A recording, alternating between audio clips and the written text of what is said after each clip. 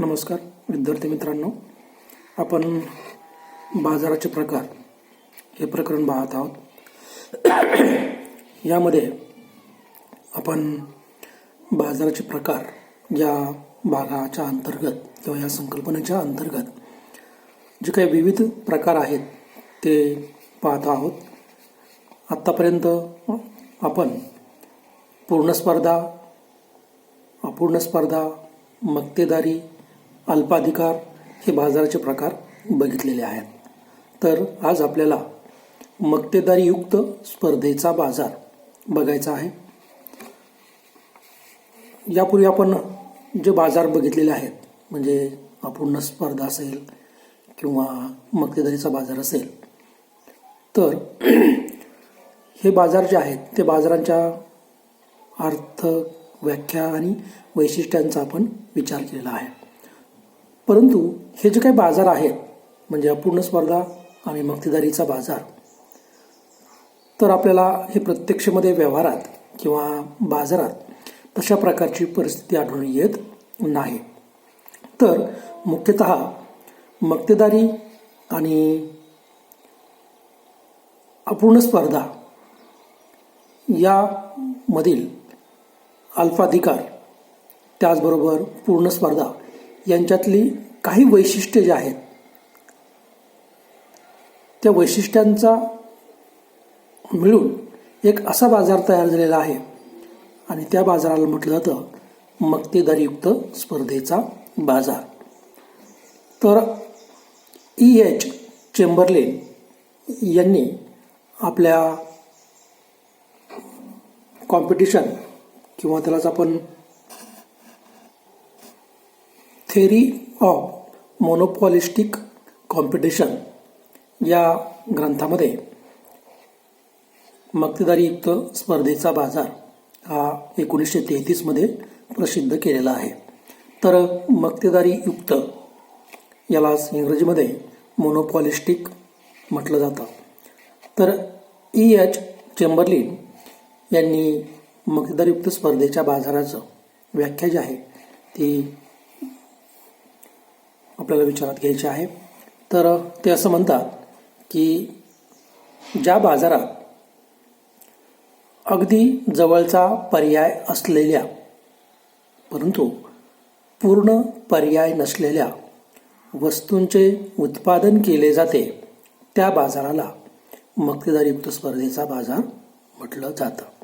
म्हणजे लक्षात घ्या, व्याख्येचा आपण जर अर्थ विचारात घेतला तर ते काय म्हणतात की मक्तेदारीयुक्त स्पर्धेच्या बाजारामध्ये अगदी जवळचा पर्याय असलेल्या परंतु पूर्ण पर्याय नसलेल्या वस्तूंचे उत्पादन केलेले असते.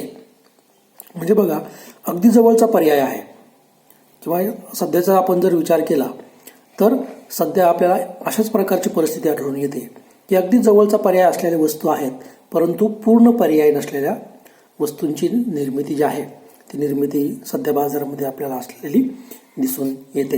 म्हणून त्याला म्हटलेलं आहे मक्तेदारीयुक्त स्पर्धेचा बाजार. तर या मक्तेदारीयुक्त स्पर्धेची काही वैशिष्ट्ये आहेत. त्यामध्ये पहिलं वैशिष्ट्य आहे ते म्हणजे अनेक विक्रेते. मक्तेदारीयुक्त स्पर्धेतलं पहिलं महत्त्वाचं वैशिष्ट्य सांगितलं जातं ते म्हणजे या बाजारात अनेक विक्रेते असतात. परंतु आता अनेक विक्रेते जरी विचारात घेतलं तरी मक्तेदारीपेक्षा जास्त आणि पूर्ण स्पर्धेपेक्षा कमी विक्रेत्यांची संख्या या मक्तेदारीयुक्त स्पर्धेच्या बाजारामध्ये असते. म्हणजे उदाहरणार्थ जर आपण बघितलं, एखाद्या गावामध्ये किंवा एखाद्या बाजारामध्ये साधारणतः एखाद्या वस्तूचे उत्पादक किती असतात? 3, 4, 5, 6, 10, 15 असे उत्पादक जे आहेत ते त्या ठिकाणी असतात. म्हणजे साधारणतः आपण जर स्थानिक बाजार घेतला तर त्या बाजारामध्ये आपण उत्पादन घेऊ की समजा वांगे उत्पादक शेतकऱ्यांचा विचार करू किंवा विक्रेत्यांचा विचार करू. मग त्या बाजारामध्ये किती विक्रेते असतात? तर 10, 15, 20 किंवा 30, 40 असे विक्रेते जे आहेत ते असतात. म्हणजेच थोडक्यात काय, तर मक्तेदारीयुक्त स्पर्धेच्या बाजारामध्ये विक्रेत्यांची संख्या जी आहे ती विक्रेत्यांची संख्या ही मक्तेदारीपेक्षा जास्त म्हणजे एकापेक्षा जास्त आणि पूर्ण स्पर्धेपेक्षा थोडी कमी. कारण का पूर्ण स्पर्धेमध्ये असंख्य असतात तसं या मक्तेदारयुक्त स्पर्धेच्या बाजारामध्ये अनेक विक्रेते जे आहेत ते असतात. असंख्य आपण त्या ठिकाणी शब्द वापरलेला नाही, तर अनेक विक्रेते असतात. मग या कारणामुळं विक्रेत्याचं वर्णन जे आहे किंवा वर्तन जे आहे ते वर्तन एक प्रकारे मक्तेदारीसारखंच किंवा मक्तेदारीप्रमाणेच असलेलं आपल्याला दिसून येतं. कारण का याच्यामध्ये संख्या जी आहे विक्रेत्यांची ती जास्त जरी असली तरी पूर्ण स्पर्धेसारखी नाही. म्हणजे त्याच्यामुळे वर्तन जे आहे ते वर्तन एक प्रकारे थोडंफार प्रमाणामध्ये मक्तेदारीसारखं असलेलं दिसून येतं. त्यानंतर दुसरं वैशिष्ट्य आहे ते म्हणजे असंख्य ग्राहक किंवा अनेक ग्राहक. मक्तेदारयुक्त स्पर्धेचं हे देखील एक महत्त्वाचं वैशिष्ट्य आहे की या बाजारामध्ये ग्राहकांची संख्या जी आहे ती अनेक असते. मग अनेक असते म्हणजेच मक्तेदारीपेक्षा पूर्ण स्पर्धेपेक्षा त्या ठिकाणी कमी असते. कारण का या बाजारामध्ये अगदी जवळचा पर्याय असलेल्या परंतु पूर्ण पर्याय नसलेल्या वस्तूंची निर्मिती केली जात असल्या कारणामुळे विशिष्ट वस्तूला मागणी करणाऱ्या ग्राहकांची संख्या जी आहे ती थोडी जास्त असते. म्हणजे उदाहरणार्थ समजा बघा, आपण बाजारामध्ये गेलो, जर समजा तुम्ही कोलगेटचा विचार केला किंवा कोणत्याही समजा टूथपेस्टच्या बाबतीमध्ये आपण विचार केला, तर टूथपेस्ट ह्या बाजारामध्ये अनेक आहेत. अनेक आहेत म्हणजे पूर्ण स्पर्धेसारखे असंख्य आहेत का, तर नाही आहेत. म्हणजे 6-7 कंपन्या त्या ठिकाणी टूथपेस्ट बनवणाऱ्या आहेत.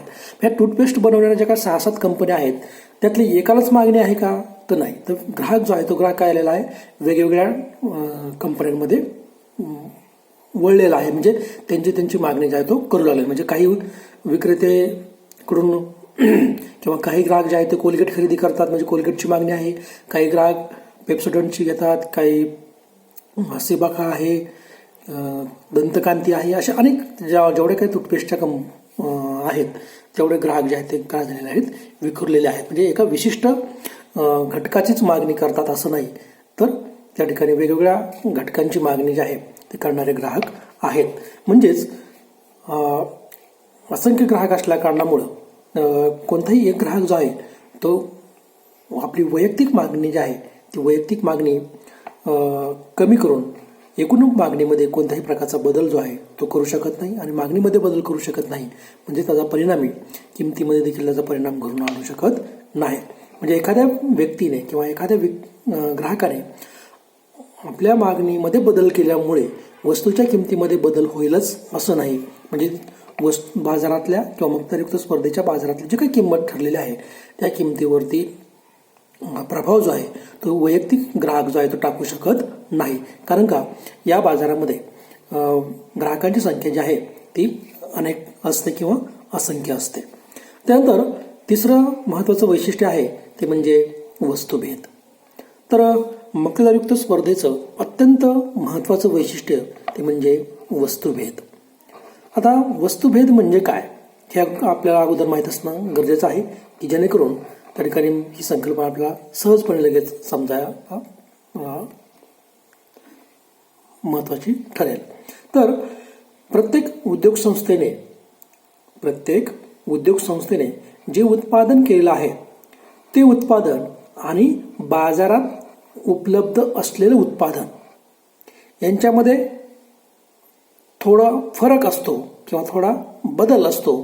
त्या बदलालाच काय म्हटलेलं आहे, वस्तुभेद. म्हणजेच आपण जे वस्तू तयार केली आहे किंवा जे उत्पादन तयार केलं आहे त्या उत्पादनापेक्षा थोडं वेगळं उत्पादन इतर उद्योग संस्थांनी किंवा इतर उत्पादकांनी तयार केलेलं असतं आणि त्या दोन वस्तूंमधला जो काही भेद असेल त्या भेदाला काय म्हटलेलं आहे, वस्तुभेद. साहजिकच बघा, कोणत्याही कंपन्या विचारात तुम्ही घ्या किंवा कोणत्याही विक्रेते उत्पादक किंवा उद्योग संस्था विचारात घ्या, अगदी जवळचा पर्याय असलेल्या वस्तू उत्पादित करतात परंतु पूर्ण पर्यायी वस्तू त्या ठिकाणी नसतात. म्हणजे कोलगेट किंवा दंतकांती यांचा विचार केला किंवा पेप्सोडेंट आणि कोलगेट या दोन कंपन्या आहेत. म्हणजे एकमेकांना ते पर्याय आहेत पण पूर्ण पर्याय आहेत का, तर नाही आहेत. कारण का कुणी कोलगेटची खरेदी करू शकतं, कुणी पेप्सोडेंटची देखील खरेदी करू शकतो. म्हणजे त्याच्यामध्ये साम्य भेद जो आहे तो भेद त्या ठिकाणी आहे. आता दोघांची ही कंपनी एकच आहे, म्हणजे उद्योग संस्था जी आहे ते उद्योग संस्था दोघांची एकच आहे, पण त्यातला फरक जो आहे तो फरक त्या ठिकाणी थोडाफार त्या ठिकाणी केलेला आहे. मग तो गुणवत्तेच्या बाबतीमध्ये असेल किंवा किमतीच्या बाबतीमध्ये असेल, त्याच्यानंतर पॅकिंगच्या बाबतीमध्ये असेल, दर्जाच्या बाबतीमध्ये असेल, अशा अनेक घटकांच्या बाबतीमध्ये त्या ठिकाणी विभिन्नता जी आहे ती आपल्याला असलेली दिसून येते. म्हणजेच किंवा दुसरी एखादी कंपनी, दुसऱ्या यांची कंपनी असेल, समजा दंतकांती आपण घेतला आणि कोलगेट घेतला, तर ह्या पूर्णतः वेगवेगळ्या उद्योग संस्था आहेत. मग त्यांची गुणवत्ता म्हणजे कोलगेटची वेगळी आहे, पेप्सोडंटची म्हणा किंवा दंतकांतीची वेगळी आहे. तर अशा अनेक कंपन्या आहेत. किंवा लक्स आणि हमाम यांचा जर आपण विचार केला तर त्या देखील एकमेकाला काय आहेत, त्याच्यामध्ये देखील वस्तुभेद जो आहे तो आपल्याला त्या ठिकाणी असलेला दिसून येतो. किंवा हमाम आणि मेडिमिक्स यांच्यामध्ये देखील आपल्याला वस्तुभेद जो आहे तो दिसून येतो. म्हणजेच वस्तुभेद हे मक्तेदारयुक्त स्पर्धेचं महत्त्वाचं वैशिष्ट्य सांगितलं जातं. कारण का या बाजारामध्ये अनेक उद्योग संस्था ज्या आहेत त्या विशिष्ट वस्तूंचं उत्पादन करत असतात. विशिष्ट वस्तूंचं उत्पादन जरी करत असल्या तरी प्रत्येक उद्योग संस्थेचं उत्पादन हे बाजारातल्या इतर उद्योग संस्थेपेक्षा वेगळं असतं. म्हणून त्याला आपण काय म्हणतो, वस्तुभेद. मग हा वस्तुभेद जो आहे तो आपण जसं तुम्हाला आता मी सांगितलं की गुणवत्तेच्या बाबतीमध्ये असेल किंवा ब्रँडच्या बाबतीमध्ये असेल, म्हणजे त्याच्या जेव्हा आपण जो काही छाप दिलेला असतो त्या छापाच्या बाबतीमध्ये असेल, किंवा व्यापारी चिन्ह आहे त्याला ट्रेडमार्क म्हणतात, म्हणजे विशिष्ट कंपनीचं स्लोगन असेल तर त्या स्लोगनच्या बाबतीमध्ये देखील विभिन्नता जी आहे ती आपल्याला आढळून येते. किंवा त्या वस्तूची आकर्षक मांडणी त्या ठिकाणी केलेली असेल किंवा आकर्षक पॅकिंग त्या ठिकाणी केलं असेल, दर्जा असेल, त्याचा नक्षीकाम असेल किंवा रंग वेष्टन आकार इत्यादीच्या बाबतीमध्ये काय दिसतो आपल्याला, भेद जो आहे तो भेद त्या ठिकाणी दिसतो. आणि ह्याचाच अर्थ मग काय, तर उद्योग संस्थेच्या उत्पादनाला जवळचे पर्याय आढळतात आणि त्यांच्या जी काही मागणीची छेदक लवचिकता जी आहे ती छेदक लवचिकता अधिक असते. उदाहरणार्थ जर आपण पाहिलं तर मोबाईल किंवा शीतपेय हे अगदी जवळचा पर्याय असलेल्या वस्तू आहेत, परंतु पूर्ण पर्याय नसलेल्या वाटतात. तर अशा पद्धतीने मग आता जरी आपण मोबाईल कंपन्यांचा विचार घेतला तर मोबाईल कंपन्या देखील वेगवेगळ्या कंपन्यांच्या आहेत किंवा अनेक उद्योग संस्था वेगवेगळ्या कंपन्यांचे मोबाईल तयार करतात. त्याच्या जर आपण गुणवत्ता, दर्जा किंवा त्याचं रंग बघितले आपण तर ते वेगवेगळे दिसतात. त्याच्या जे काही पॅकिंग आहे ती पॅकिंग देखील वेगळी आहे. त्याच्यात व्यापार चिन्ह जे आहे ते व्यापार चिन्ह देखील वेगवेगळ्या प्रकारचं आपल्याला असलेलं दिसून येतं. म्हणजे यासारख्या अनेक घटकांच्या माध्यमातून वस्तुभेद जो आहे तो वस्तुभेद त्या ठिकाणी केला जातो. एवढंच नाही तर जाहिरातीच्या माध्यमातून देखील वस्तुभेद जो आहे तो वस्तुभेद करण्याचा प्रयत्न मक्तेदारयुक्त स्पर्धेच्या बाजारामध्ये केला जातो. तर वस्तुभेद हे देखील एक मक्तेदारयुक्त स्पर्धेचं महत्त्वाचं वैशिष्ट्य समजलं जातं. त्यानंतर पुढलं वैशिष्ट्य आहे ते म्हणजे मुक्त प्रवेश व निर्गमन. आता पूर्ण स्पर्धेप्रमाणेच मक्तेदारयुक्त स्पर्धेच्या बाजारात देखील ग्राहकांना किंवा उत्पादकांना बाजारामध्ये येण्यास आणि बाजारामधून बाहेर पडण्यास कोणत्याही प्रकारचे निर्बंध जे आहेत ते लादले जात नाहीत. म्हणजे प्रवेश जो आहे तो प्रवेश हा मुक्त स्वरूपाचा आहे. म्हणजे आगमन आणि निर्गमन याच्यावरती कोणत्याही प्रकारचे बंधने लादले जात नाहीत. म्हणजेच एखाद्या विशिष्ट उद्योग संस्थेला जोपर्यंत व्यवसाय करायचा आहे किंवा जोपर्यंत उत्पादन तयार करायचं आहे तोपर्यंत ती कंपनी जी आहे ते उत्पादन तयार करू शकते. आणि जेव्हा त्याला वाटत असेल किंवा वाटतंय की आपल्याला या उद्योग संस्थेमधून बाहेर पडायचं आहे कारण का आपल्याला सतत तोटा होत आहे, तर अशा वेळेस ती कंपनी किंवा ती उद्योग संस्था जी आहे ती त्या बाजारामधून बाहेर पडू शकते. तर अशा पद्धतीने आगमन आणि निर्गमन मुक्त स्वरूपाचं आहे. म्हणून त्या ठिकाणी या मक्तेदारयुक्त स्पर्धेच्या बाजारामध्ये कोणत्याही प्रकारचे निर्बंध जे आहेत ते लादले जात नाहीत. मग ते नैसर्गिक असतील किंवा कायदेशीर असतील, अशा कोणत्याही प्रकारचे अडथळे जे आहेत ते अडथळे या बाजारामध्ये आणले जात नाहीत. त्यानंतर विक्री खर्च. आता विक्री खर्च हा फक्त मक्तेदारयुक्त स्पर्धेच्या बाजारातच आढळून येतो. आता साहजिकच बघा, जर आपण पूर्ण स्पर्धेचं वैशिष्ट्य बघितलं की पूर्ण स्पर्धेच्या या अनुषंगाने वैशिष्ट्य काय आहे, विक्री खर्चाचा अभाव. कारण का पूर्ण स्पर्धा बाजाराची महत्त्वाची अट आहे ते म्हणजे एकजिनसी वस्तूचं उत्पादन होत असल्या कारणामुळं आणि वस्तूची किंमत एकच राहावी यासाठी विक्री खर्च जो आहे तो गृहीत धरला जात नाही. त्याचबरोबर आपण मक्तेदारीचा बाजार घेतला तर मक्तेदारीच्या बाजारामध्ये विक्री खर्च जो आहे तो विक्री खर्च करावा लागत नाही. कारण का तो मक्तेदार असल्या कारणामुळं साहजिकच त्याला विक्री खर्च करण्याची गरज नाही आहे, कारण का शेवटी तो मक्तेदार आहे. कोणाकडून किती किंमत घ्यायची म्हणजे मूल्यभेद त्यातलं एक महत्त्वाचं वैशिष्ट्य आहे. मक्तेदार असल्या कारणामुळं तो मूल्यभेदच्या माध्यमातून आपला नफा जो आहे तो करू शकतो. किंवा जर आपण पहिलं वैशिष्ट्य जर बघितलं मक्तेदारीचं, तर एक विक्रेता आणि असंख्य ग्राहक आहेत.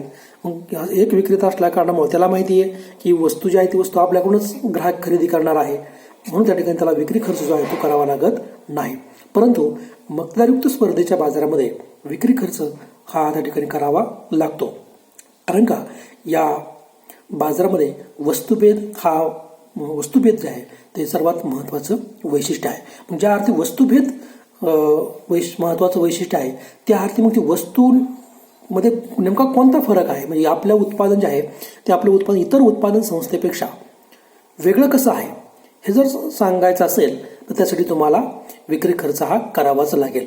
म्हणजे उत्पादकाच्या उत्पादनाला आपल्याला अधिक मागणी जर आणायची असेल किंवा मागणी वाढवायची असेल किंवा निर्माण करण्याकरता आणि वस्तूची विक्री जी आहे ती विक्री वाढवण्याकरता आपल्याला उत्पादन खर्च जो आहे तो उत्पादन खर्च हा करावाच लागतो. किंवा उत्पादन खर्चच म्हणजे काय, तर उत्पादनाला अधिक मागणी निर्माण करण्याकरता व विक्री खर्च वाढवण्याकरता येणारा खर्च म्हणजे विक्री खर्च.